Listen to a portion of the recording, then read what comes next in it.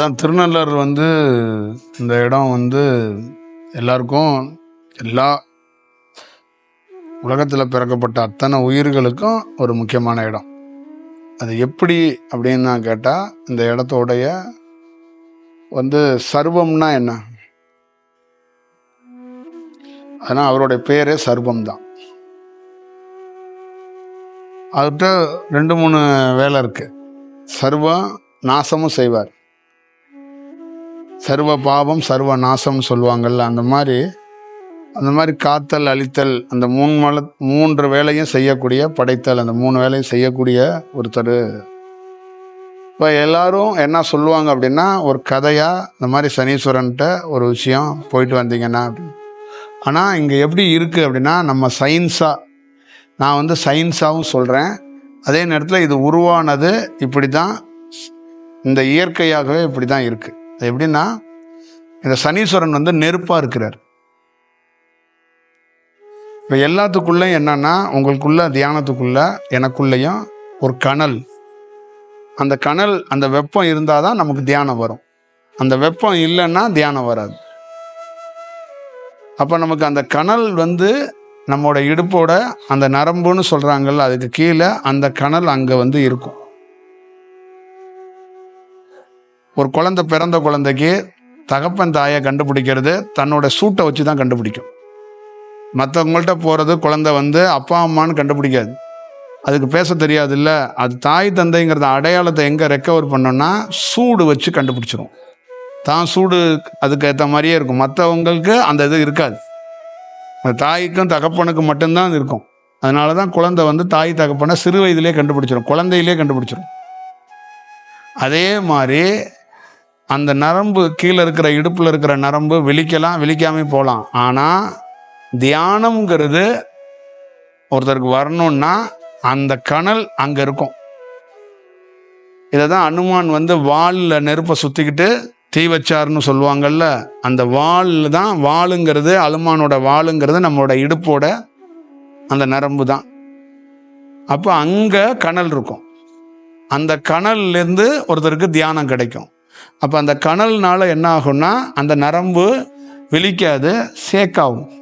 அப்போ சேக்காகும்போது என்ன ஆகுன்னா, ஒருத்தருக்கு மாற்றம், சின்ன சின்ன காட்சிகளோ சின்ன சின்ன தியானத்தில் அடிப்படையாக மாறுறதுக்கு ஒரு வாய்ப்புகள் உருவாகும்.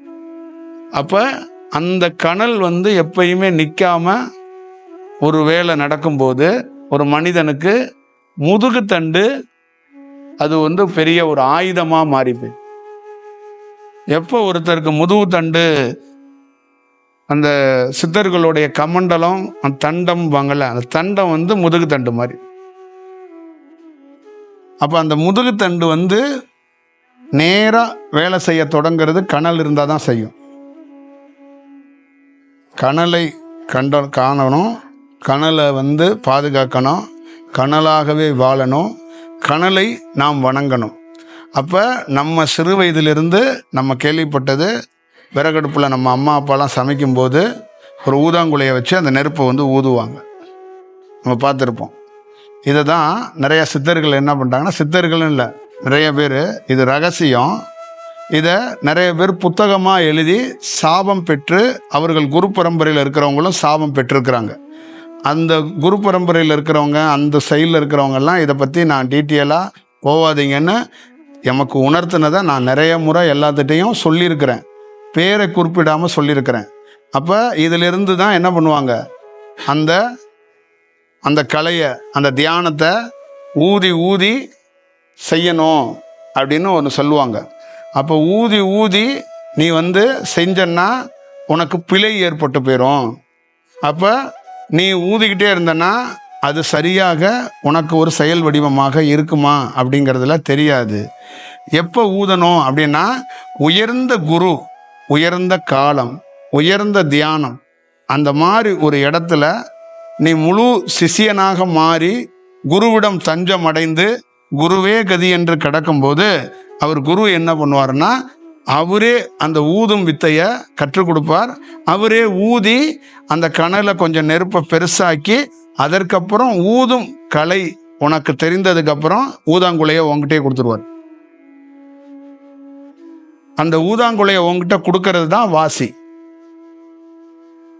அதை தான் கிருஷ்ண பரமாத்மா வச்சிருக்கிற புல்லாங்குடல். அந்த ஊதாங்குலையை எப்ப கொடுப்பார் அப்படிங்கிறது ஒண்ணு இருக்கு. அந்த ஊதாங்குலையை நாமளா செயற்கையாக போய் எங்கேயோ போய் ஊதாங்குலையை வாங்கக்கூடாது, பெறக்கூடாது. செயற்கையாக ஒரு தியானத்தை கற்றுக்கொள்ளக்கூடாது. செயற்கையாக ஒரு குருநாதரிடம் போய் உபதேசம் பெறக்கூடாது. செயற்கையாக இந்த ஊதாங்குலையை ஏதோ ஒரு விதத்தில் ஊதி அதை நாம் நெருப்பாக கனலாக வைத்து ஒரு கலையை கற்று ஒரு பெரிய ஒரு ஞானியாக வந்து விடுவோம் என்று தப்பு கணக்க போற்றக்கூடாது. அப்ப அந்த நெருப்பு, அந்த ஊதுகோல், அப்ப காற்றை வைத்து அந்த நெருப்பை கனகச்சிதமாக ஊதப்பட்டவன் என்ன ஆவான்? அடுப்பில் என் தாய் ஊதனால் சோறும் குழம்பும் எனக்கு கிடைத்தது. என்னை பசியாத்துவள் என் தாய் எப்படி பசியாத்தினாள் என்றால், எனக்கு ஊதி ஊதி பசியாத்தினாள். குழந்தையாக இருக்கும்போது மார்புகளிலே போட்டு பால் கொடுத்து பசியாத்தினாள். வளர்ந்ததுக்கு அப்புறம் உணவு எப்படின்னா, அவள் ஒரு வேளை சமைக்கும்போது ஏறத்தாழ ஒரு 100-200 முறை அடுப்பை ஊதுவா. அப்போ ஊதி ஊதி என்ன பண்ணா? அந்த நெருப்பை எரிய வைத்து உணவு கொடுத்தாள். அப்ப அந்த ஊதுறதுல அவளால் எதையும் அவளுக்குள்ள சாதித்து கொள்ள முடியாது. அப்ப அந்த ஊதலில் அவளுக்கு என்ன கிடைக்கப்பட்டதுன்னா, அந்த குடும்பத்தை காப்பாற்றக்கூடிய பசியாற்றக்கூடிய கலையை அவளுக்கு கிடைத்தது. அப்ப உனக்குள்ளையும் அந்த ஊதி ஊதி அந்த நெருப்பு மாறப்பட்டுச்சுன்னா நீ என்ன பண்ணுன்னா வேற ஒரு அனுபவத்தை பெறுவாய். அப்ப இந்த இடம் எப்படி இருக்குன்னா, சனீஸ்வரன் என்பவர் நெருப்பு. அந்த நெருப்பு இங்க வந்துருச்சு, பூமிக்கு வந்துருச்சு நெருப்பு. இந்த நெருப்பு அணைய மாட்டது. ஏன் அணைய மாட்டதுன்னா, ஆகாயத்திலிருந்து காற்று வந்துகிட்டே இருக்கு அதுகிட்ட. அந்த ஆகாயத்திலிருந்து வந்து காற்று அது மேல படப்பட அது ஊதுது. நெருப்பு இருக்கு, நெருப்பு சனி.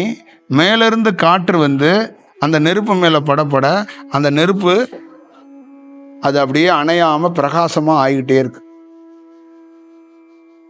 அது எப்பொழுதும் அணையா நெருப்பா இருக்கு. அப்ப இதுதான் அந்த ஆகாயத்திலிருந்து வரப்படுகிறதான் வாசி. அந்த நெருப்பு தான் சிவன். புரியுதுங்களா? இப்ப தியானத்துக்குள்ள எங்க கொண்டு வச்சிருக்கிறாங்கன்னா, ஒரு ஆணோ ஒரு பெண்ணோ மனிதன் எப்படி நெருப்பா மாற முடியும்? மனிதன் எப்படி சிவமா மாற முடியும்? மனிதன் எப்படி ஒளியா மாற முடியும்?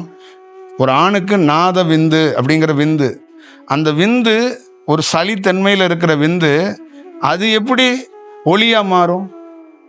அது எப்படி சிவனா மாறும்? ஒரு பெண்ணுக்கு ஸ்ரோனிதம், அதுவும் ஒரு திரவியம் மாதிரி ஒரு செயல் வடிவத்தில் இருக்கிறது, அது கரையக்கூடிய தன்மையில் இருக்கிறது. இப்படி இருக்கிற விஷயம் எப்படி மாறும்?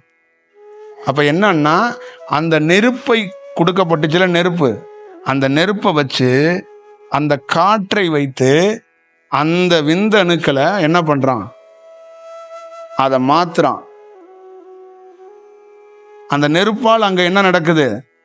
தாய் சமைச்ச மாதிரி அந்த நெருப்பால அந்த நாத விந்த ஒளியா மாத்துறதுக்கு, உயிரா மாத்துறதுக்கு வேலை நடக்குது. அப்ப மாற்றப்பட்டவன் என்ன பண்றான்? அவன் உடல் முழுக்க அந்த உயிர் துளிகள் எல்லாம், செல் எல்லாம் என்ன ஆகுது?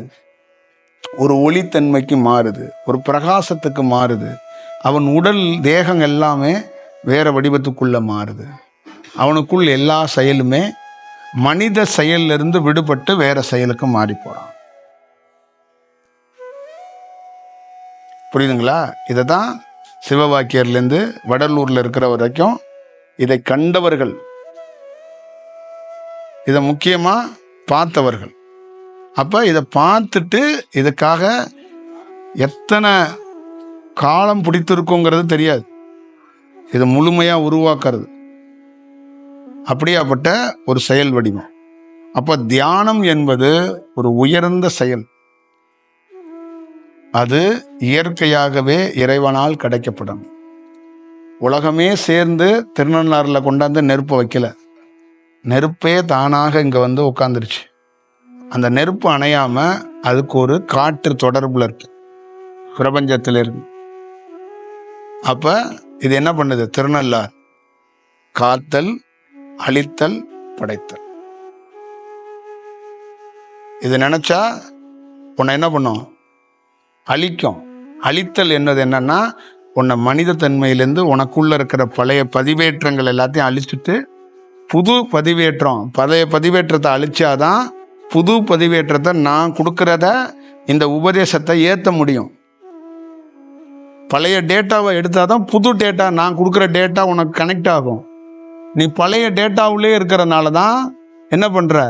5%, 7% என்கிட்டேருந்து இருக்கிற டேட்டா மட்டும்தான் உனக்கு வேலை செய்யுது. பாக்கி எல்லாம் பழைய டேட்டா போனாதான் என் டேட்டா முழுமையாக உனக்கு வந்து கிடைச்சி வேலை செய்யும். அப்போ நீ அதை முழுமையாக கிடைப்பதற்கு போராடுற, திண்டாடுற. ஆனால் அது முழுமையாக அழிக்கப்பட்டாதான் இந்த புதுசு வந்து முழுவதுமாக மாறும். அப்போ அந்த அழிக்கும் வேலைங்கிறதுக்காக தான் இவர் இங்கே இருக்கிறார். அப்போ ஜனங்களுக்கு இவர் என்ன கொடுக்குறார் மெசேஜ்? இந்த உலகத்துக்கு என்ன கொடுக்குறாருன்னா, படைச்சிட்டோம், அந்த உலகத்தை படைச்சிட்டோம். அப்போ மீண்டும் ஒரு சுழற்சியில் எப்படி வேணாலும் வாழணும்னு வாழ்கிறாங்க. அதை வாழ்கிற காலகட்டத்திலேயே எங்களால் முடிந்த வரைக்கும் அவர்களை புதுப்பிக்கும் பணிகளை நாங்கள் தொடர்ந்து செஞ்சுக்கிட்டே இருக்கிறோம். ஒரு இடங்கள் இல்லை, பல லட்சம் இடங்களில் இறைவன் இது மாதிரி ஒரு வேலையை செஞ்சுக்கிட்டே இருக்கிறாங்க. அதில் மிக முக்கியமான ஒரு இடம் இந்த இடம். புரிஞ்சிருச்சுங்களா? குளிப்பது, உங்கள் உடையை தூக்கி எறிவது, எல்லை கொண்டு போட்டு கொளுத்துவது, எல்லாமே உங்களுக்குள்ள என்ன இருக்கு? புதுப்பித்து தான். அப்போ இந்த இடம் என்னன்னா, சனி என்பவர் நெருப்பு. இவர் தான் வாசி. சிவன் என்பவர் நெருப்பா இருக்கிறாருங்க. ஆனா வெறுப்பா இல்ல, நெருப்பா தான் இருக்கிறார். அப்ப சர்வத்தையும் படைக்கிறதும் அழிப்பதையும் அவர் வந்து ரொம்ப சரியாக செய்யக்கூடியவர். அப்ப இந்த இடத்துக்குள்ள வருவது பெருசு இல்லை, எல்லாரும் வர்றாங்க. ஆனால் ஒரு சில பொருட்களை மட்டும் எரிக்கிறதுக்கான வாய்ப்பை உருவாக்கிக்கிறாங்க. இப்போ நீ இருக்கிறன்னா, நான் ஒரு வெட்டியான், என்கிட்ட முழுசாக உன் உடலை கொடுத்தாதான் நான் முழுசாக எரிப்பேன். உன் கால் கட்ட விரலை மட்டும் கொடுத்தேன்னா அதை மட்டும்தான் நான் எரிக்க முடியும். இங்கே கொடுக்குறவங்க எல்லாம் நெகத்தையா 2 முடியை மட்டும் கொடுத்துட்டு போகிறாங்க, அதை மட்டும்தான் எரிக்க முடியும். அப்போ இதோடைய இடத்தோட எப்படின்னா, என் உடல், என் உயிர் சனீஸ்வரனுக்கு சமர்ப்பணம். நீ என்ன பண்ணுறன்னா, என் உடலையும் உயிரையும் வாலிண்டரா நான் வந்துடுறேன், எரிச்சுக்க. மொத்தமாக எரிச்சிட்டு வாய்ப்பு இருந்துச்சுன்னா புது ஒரு செயல் வடிவம் வாய்ப்பு இருந்தால் கொடு, இல்லைன்னா மொத்தமாக முடிச்சு விடு. இப்படி தான் இது. அந்த காலத்துலேருந்து எல்லா யோகியும் என்ன பண்ணான்னா, ஏன் அந்த அந்த அந்த ஞானத்தை பெற்றான் அப்படின்னா, கொண்டு போய் உடலையும் உயிரையும் கொண்டு போய் அங்கே சமர்ப்பணம் பண்ணான். அந்த சமர்ப்பணம் பண்ணுறதுனா என்னன்னா, எதுக்காக குரு அப்படிங்கிறவர்னா, குருக்கிட்ட கொண்டு ஒப்படைச்சாதான் அவர் என்ன பண்ணுவார்னா, அந்த உடலை டிங்கரிங் பார்ப்பார். சில உடலை பஞ்சர் ஒட்டணும், சில உடலை எரிக்கணும், அந்த மாதிரி இருக்கு. அப்போ எரிக்கிற இடம் இங்கே. சரி, எரிக்க வேண்டாம் இந்த உடலை, பஞ்சர் ஓட்டலான்னா அதுக்கு ஒரு இடம் இருக்கு. பஞ்சரும் தேவையில்லை, அதையும் தாண்டி சின்ன சின்ன விஷயங்கள் பார்த்து கரெக்ட் பண்ணிக்கலாம்னா அதுக்கு ஒரு இடம் இருக்கு. இப்படி பல இடங்கள் ஒரு செயல் வடிவமாக இருக்கும். அதற்கப்புறம் இந்த இடத்துக்குள்ள ஒரு நல்ல தியானத்துக்குள் தொடர்ந்து அந்த உடல் எரிக்கப்பட்டவன் ஒரு செயல் வடிவமாக மாறுறதுக்கு இங்கிருந்து வாய்ப்பு இருக்கு. இங்க எப்படின்னா, மொத்தமா பிடுங்கிடுவாங்க, பிடுங்கிட்டு புதுசாக்கி உன்கிட்ட கொடுப்பாங்க. ஒரு பொருளை உன்கிட்ட பிடுங்கிடுவாங்க, பொருளை மட்டும் பிடுங்குவாங்க, உன் கொடுக்குற உடை கிடை எல்லாத்தையும் பிடுங்கிடுவாங்க. சனி என்னன்னா, சப்ஜாடா தொடச்சி எடுத்துருவான். சனி மாதிரி கொடுப்பவன் எவனும் இல்லை, கெடுப்பவனும் சனி தான், கொடுப்பவனும் சனி தான்பாங்க. அப்போ இவர் என்னன்னா, இவர் தான் குரு. இந்த உலகத்திலே உயர்ந்த குருன்னு சொல்லுவாங்கல்ல, அவர் இவர் தான். தியானம் பண்றவனுக்கெல்லாம் உயர்ந்த குரு யாருன்னா இவர் தான். ஏன்னா நெருப்பு காற்று வாசியே இவர் தான். அப்ப உயர்ந்த குருநாதர் இவர் தான். அவர் நினைச்சாதான் தியானத்துல நீ எந்த இடத்துக்கு போக முடியுங்கிற அந்த செயல் வடிவத்தை அவரால் தான் பண்ணணும். டேட்டாவை சுத்தம் பண்ணக்கூடிய அந்த கருவி அவர்கிட்ட தான் இருக்கு.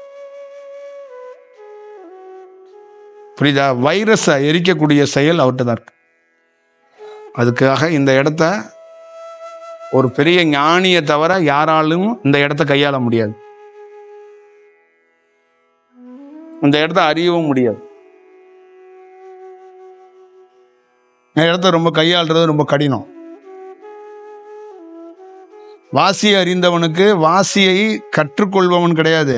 வாசியை அறிந்தவனுக்கு சிவத்தை கண்டது மாதிரி தானே. புரியுதுங்களா? ஒருத்தர் இருக்கிறாரு, ஒரு குரு இருக்கிறாரு. அவரு குரு இந்த வேலை செய்யறாரு அப்படின்னா நீங்க எல்லாம் நினைக்கிறீங்கல்ல, நான் இந்த வேலை செய்யறேன்னு. ஆனா இதை எப்படி சொல்றாங்க இவங்க? இந்த இடம் எப்படி சொல்லுதுன்னா, நான் என்னுடைய ஒரிஜினல்னு ஒண்ணு இருக்குல்ல, அந்த என்ன வேலையோ அதை நீ சொல்லணும். அப்ப நீ சொல்றன்னா அங்கே தேர்ச்சி பெற்றுட்டான்னு அர்த்தம்.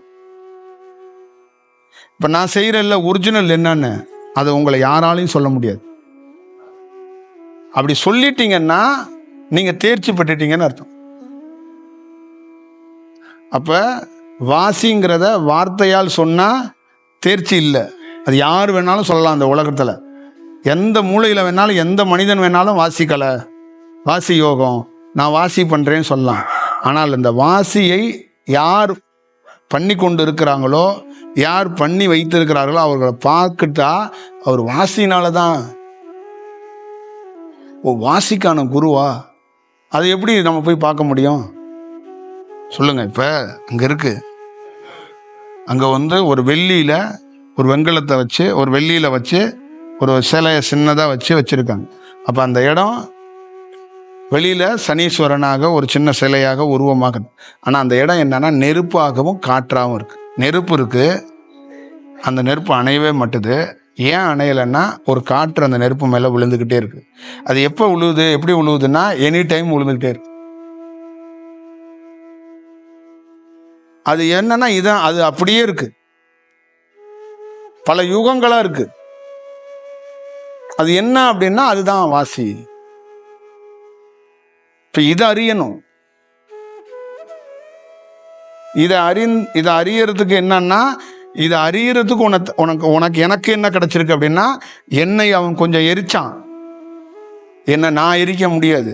நல்லா ஞாபகம் வச்சுக்கணும், என்னை நான் எரிக்க முடியாது. என்னை எரித்தவன் அவன், இதை கொடுத்தவனும் அவன். ரோல் எவனா, அந்த நெருப்பு தான் என்னை எரிச்சிச்சு. அந்த நெருப்பு தான் இப்ப என்னை பேச வைக்கும். எதால நான் எரிச்சேன் அப்படிங்கிறத எரிக்கிறதுக்கு முன்னாடி எனக்கு தெரியல. எரிச்சதுக்கு அப்புறம் அது எதால எரிக்கப்பட்டேன், எதால நான் அறியப்பட்டேன், எதால எரிக்கப்பட்டனோ அதாலேயே அறியப்பட்டேன். இதை படிச்சு வார்த்தையா சொன்னா இருக்காது. நீங்க எந்த ஹிஸ்டரியில வேணாலும் இதை நெருப்புன்னு யாராவது சொல்லுங்க.